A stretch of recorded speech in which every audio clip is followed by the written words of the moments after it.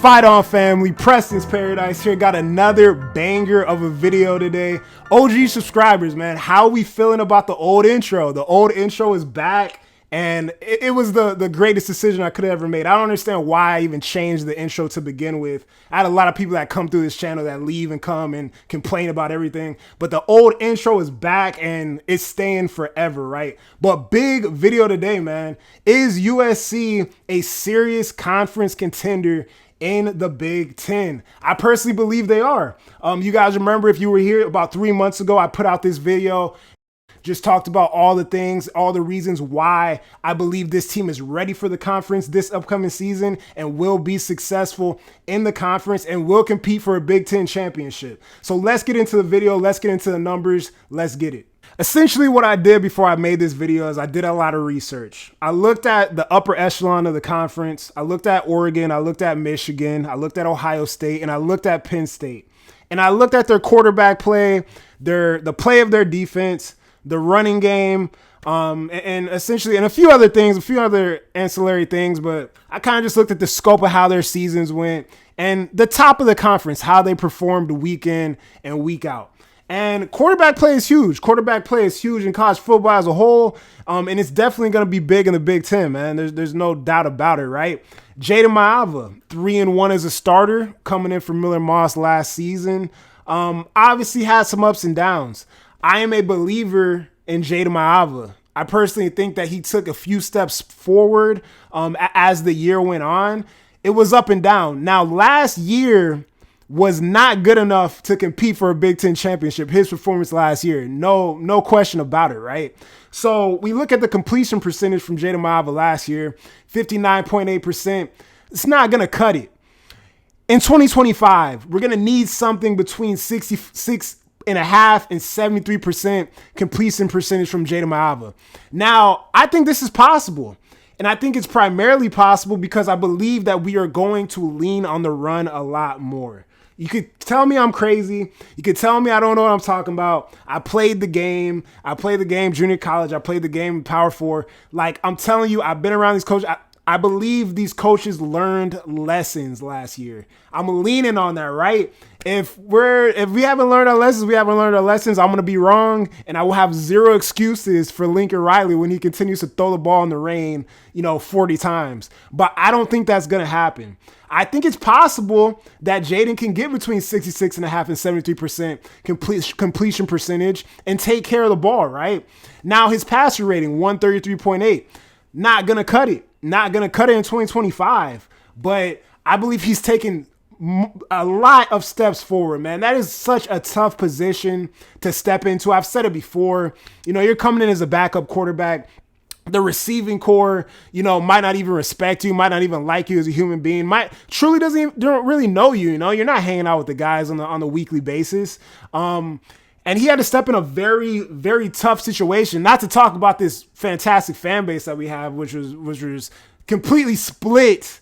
And it was just very strange times. Like, even though I'm the type of person that backs whatever quarterback is back there for SC, and I will, support them. And I rode for Miller Moss when he had 3-4 losses on the season. I was still riding for Miller Moss. But after that Washington game, I said, we need to make a change. I was at the Washington game. I saw that performance. I was like, this is time for Jaden. This is time to make a change. We had to get better, right? The interceptions, 6 interceptions in 5 games. Interceptions scare the hell out of me, man. The interceptions for Jada Maava, I think 11 TDs and 6 interceptions in 5 games. INTs scare the hell out of me, man. We cannot have, you had 6 in 5 games now. Now, the upper echelon guys, 10 and under for the season. So I think that's possible. I think we can do that, especially if we're not just chucking it around the yard all the time, right? If we're, maybe, dink and dunking things, maybe, finding guys downfield, not constantly, trying to push the ball downfield at every opportunity, being able to run the ball in short yardage situations and just consistently, right? So he doesn't have to throw the ball around the yard that much. I think that will all bode well for these numbers to rise and for him to have a much better 2025, 2026 season than he had at the end of 2024 going into 2025. So yeah, man, I think Jaden Mava could do it. I have a lot of faith in him. I think you can see the chemistry just with the guys. Like it's completely different than what it was last year.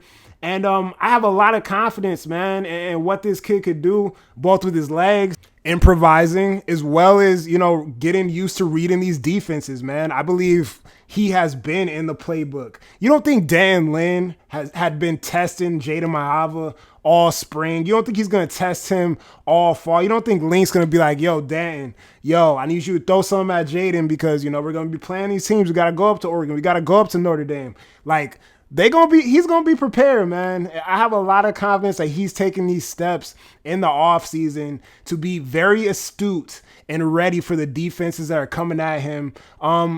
Did some good things against Notre Dame, did great things against Texas A&M. Obviously, too many turnovers, but something is there. And I think he has something. I think he's good enough to really, be one of the better quarterbacks in the conference. And he's getting no love, man. But hey, that's what's awesome about sports, man. The games have to be played. My words will be checked. And can't wait for the fall to get here to see what actually happens. Because I promise you, nobody knows, right? We're all just on the internet talking and, doing our evaluations. But nobody knows, man. Not even the coaching staff knows. Not even Jaden Ma'ava himself knows what's really going to happen this upcoming season. But I got a lot of faith in him. I think he's going to do a very good job for SC at the quarterback position. Let's talk about everybody's favorite thing, the run game. I remember I was at the Washington game last year and this dad and his daughter were like, Lincoln, run the ball. And we didn't run the ball, obviously, wanted to throw the ball in the rain. But I think we're going to flip. I think Big 10 Link is going to be different. I think we are going to flip. I have been saying this for months. There's no reason that we brought in all these running backs if we're not adapting to Big 10 play. Like, I think this staff truly understands this is not the Big 12. This is not the Pac-12. We're going to have to run the ball. It helps the defense, helps time of possession, helps a young offensive line gain confidence, man. Because this one thing to pass block, it's another thing to run block, right? Like, dogs run block. Run blocking should be easy for any offensive line to get down and knock somebody on their ass. Especially these big tackles, these big athletic tackles and guards pulling up field, opening holes for speedy guys like Wayman Jordan and whatnot. I think it's going to be a movie, man. And I really think we're going to see a flip on that. But when you look back to 2024, 198 attempts from the leading rusher, Woody Marks, too low. Everybody knew that's far too low, right? In 2025, we're going to need to see between 220 and 250 attempts. This is like around what the top, leading rushers got in the conference, right? You want to be around that mark. But even more than that, honestly, man, if you get up to 260, 270, but you don't want to burn guys out. We have, a wide array of backs that can do different things, and we got a lot of talent in that room. So if we commit to it, to really playing this style of ball and running, to pass and, doing things the right way to win football games situationally and whatnot, then we're going to be successful. There's no doubt in my mind we won't be successful. Total rushing attempts, 366. I think you want to be between 450 and 470 minimum. I would like to even see that between 480 and 5. Because we look at the big boys, which these are really where all these numbers are coming from. I look at these top 4 schools, which I believe is our competition in terms of competing and being at the top of this conference. Penn State at 615. Now, I get it. I had 2 dogs back there running the ball. Those are NFL players. 2 dogs back there running that ball. 615 attempts. Ohio State, another one. 2 dogs back there running that ball. 2 NFL players. Michigan, another one. I think one of those guys got drafted. Another one's probably going to make it to the league. And we had Woody Marks, too, that got drafted. Oregon, I don't remember a notable running back that they had, but nearly ran it, 500 times last season as well. And so important. So important. I believe we will make the change. And, man, just it's going to help us so much. It's going to help the confidence of the young guys. getting out of front. We have so much athleticism up front to pull up the field and get right, man. Just really control things. And the athletes that we have outside will benefit so much from us having a superb and consistent run game, because people are going to have to come up, play up, and then Jacoby, Makai, Prince, whoever's back there is going to go crazy, man. So this is huge, and I think we're going to do it. If we don't do it, I will be very sad, and I would just be like, yeah, we didn't do it. I don't know why, but I think these coaches, they learned their lesson. Let's talk defense, which is huge, right? Like, is the defensive unit on this team better than the offensive unit? Would you say that? I think our defense is better than our offense this year. We have some great weapons on offense, some great talent on offense, but I think this defense is going to be a little more talented than the offense we got. And where do I start, right? 2024 allowed 377 yards per game. You want to be below 300. Like, the big boys are 300 and below. So 265 is crazy, hard to do.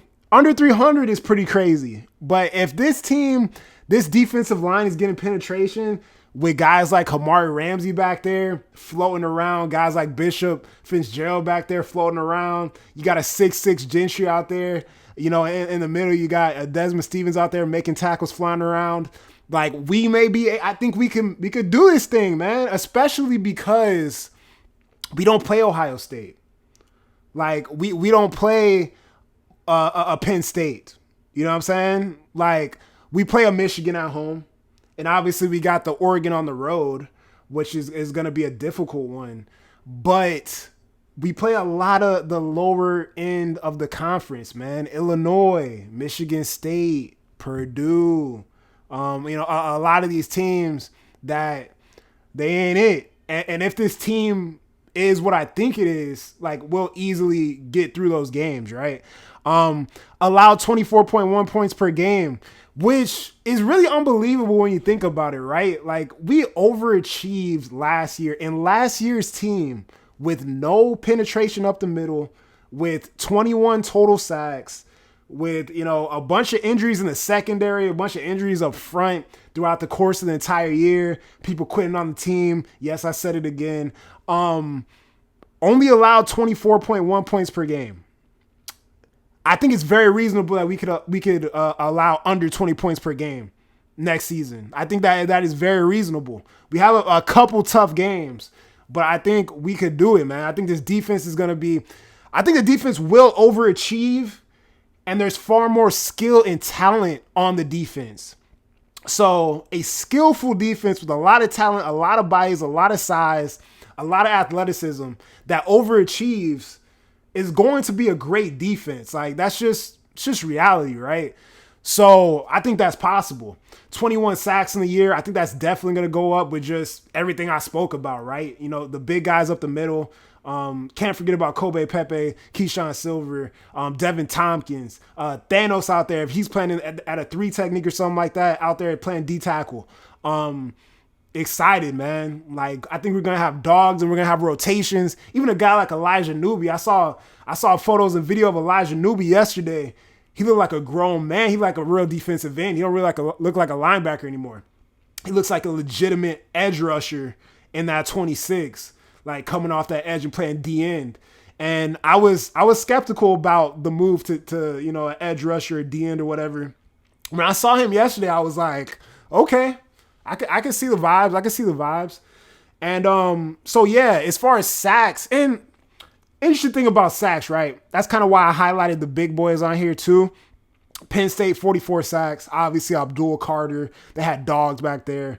Ohio State obviously had dogs with Sawyer and those guys. Michigan, they had them big boys up front that both got drafted. One got drafted to Miami Dolphins. Mason Graham. And Oregon has some good defensive players, some good defensive linemen. Mateo's still over there. They got some good guys on their front, except for one guy. And like this illustrated here with these numbers, sacks, something that I pay attention to, right? because you're able to get sacks when you're leading in the game, when you're controlling the tempo of the game, and teams have to pass the ball and have to kind of get the ball downfield to score points and get you right, and to stay close in the game. They got to pass the ball. So your guys are able to pin their ears back and get after the quarterback. We weren't really able to do that much this previous season because every damn game was a close game. Every damn game was an antacid type of game, a blood pressure game, bro. So we didn't really ever have an opportunity to just, pin our ears back and go after quarterbacks. But some guys were able to get some sacks, and I think those things will be elevated. I think the penetration that we didn't have last year is going to make that a lot better. Also, obviously, penetration makes it way better, way easier for the secondary to get active, make plays on the ball, cause turnovers. That was something that actually we did fairly well with last year, 2024, 12 interceptions. Was kind of middle of the road for the Big Ten, not low, like pretty solid. But when you look at the top of the conference, the teams at the top, some teams are up there at that 18, 20 mark. So it would be nice to get 15 to 20 INTs, get some forced fumbles, just more takeaways, man. Takeaways, like the good teams get takeaways, just reality, man. Like good teams get big time, game changing takeaways. And we saw it happen to us. We saw it happen in the Notre Dame game. We saw it, in the national championship game or the semifinal with Sawyer, when he took that ball all the way back for Ohio State. Like takeaways are big time, but this defense is going to be scary. And I think this defense is legitimately going to be a top 3 defense in the conference in terms of all these numbers, especially us not having to play at Penn State and Ohio State. The way the schedule is kind of formed with the home and away games, I think these numbers are all going to rise, and we're going to be at the top of the conference. And I think we're going to have a top 3 defense in the conference. Hands down, definitely a top 3 defense in the conference. Just too many bodies, man. Too many big athletic bodies and guys with skill in the secondary, guys with length. I think it's going to be a fun season for this defense. Now let's get to the schedule. USC football, 2025 schedule, right? Starting off with Missouri State, Georgia Southern. I think if this team is what I think they are on both sides of the ball, just like I talked about them in damn near 20-minute video that you guys are watching right now, these teams are no competition for USC. Feel the same way about Purdue on the road, the first road game. Program is in shambles, right? I know they just fired their coach. They got a new coach, and I believe Odom is in there now. And then obviously Coach Henson is over there, former USC offensive line coach. There may be some traitor vibes in that case. I mean, he might know a little bit of what Lincoln likes to do. But even if he does, man, we're so much more talented than Purdue on both sides of the ball that I'm not worried about it. But road game, but I think we pull it out because I think this team we're leaning on the experience of last year, right? I think we improved. There's no way we don't get it right. The time is now. Year 4, the time is now. We get it right. Win an easy game against Purdue on the road. You got Michigan State at home. Aiden Childs, quarterback. I think at the end of the day, we're still more talented on both sides of the ball. Better coaching on both sides of the ball. Dan Lynn, everybody's elevating right now. And I think we're able to play complementary football against these middle-of-the-road Big Ten opponents, and we get the win at home against Michigan State. Illinois going to be tough. That's going to be like probably the earliest test to see if they really about it, if we're really ready to take this next step, right? But I think we do. I'm not really concerned about Illinois. Brett Bielema's doing a good job over there. But I ain't concerned about Illinois compared to what we have on our roster now. Like on both sides of the ball, what do we have with this coaching staff, and just the talent that we have and their ability to play complementary football again, like I said, with this defense and this offense, man, and really control games. But gonna be tough because road game against a little better of a team, but also middle of the road Big Ten. You know what I'm saying? Michigan. I was at the Michigan game last year. Tough. So close, bro. So close. If you look closely in that clip, you can see the Goodyear blimp go over my head as the depression sets in after that loss, man. Michigan, I love what they do, man. I love Sharon Moore. I love their DC. Like, he is a dog, super intelligent guy. They're always pressuring and getting after it. They're going to have a good offensive line. I talked to my homie that's a Michigan fan today. They got the Bama running back over there now. They got Bryce, young Bryce at the quarterback position. They're going to have a good defense, going to have a good O-line, run the ball well, but they got a freshman quarterback. In this game at home, I think redemption wins. We get it. We get the W in the Coliseum, and it wakes up college football. I think at this point, 6-0, USC wakes up college football, headed in to dreaded South Bend, right? This is hard for me to say, but I think we pull up to South Bend. I personally believe that they have a Heisman Trophy candidate in their backfield when it comes to Jeremiah Love. A lot of respect for Al Golden. I remember when he was down here in Miami. Good coach, even better DC. He's a serious DC. They have a great defense. I think they got the best running back in America, to be honest with you. It's hard for me to say these things, but I just got to be real. I think they got the best running back in America. I think he's liable to go crazy. And I think we suffer this first loss at Notre Dame on the road. But I think we bounce back against Nebraska. Matt Rule, not a fan of Matt Rule, to be honest with you. I think we got more talent on both sides of the ball than Nebraska. And we took care of business against Nebraska last year also. And we weren't that good of a team last season, and we took care of business against Nebraska. So this year, gonna be, it's kind of like football heaven. You're going up to Nebraska. That's all everybody cares about. It's gonna be cool. It's gonna be beautiful. But I think the boys take care of business. I think we learn these lessons, man. This is where the proof in the pudding takes place. Northwestern, I don't think we have issues with Northwestern. This is not a math contest or a spelling bee. No issues with Northwestern at home. Now Iowa, man. Iowa, another hard-nosed program. Run the ball like hell. Great offensive linemen, old school, hard-nosed coaches. I think we make a mistake. I think we're getting a lot of national notoriety at this point. We make the mistake. We might overlook to Oregon, and I think we take an L, kind of underestimating what Iowa is gonna have and how good they're gonna be at this point in the season. I don't think when we see Iowa on November 15th that they're gonna be above 500. I don't believe that team is gonna be above 500, but I could see us just losing to them, kind of based off that fact. But that doesn't change the culture that they got over there in Iowa. Like, they play hard-nosed football.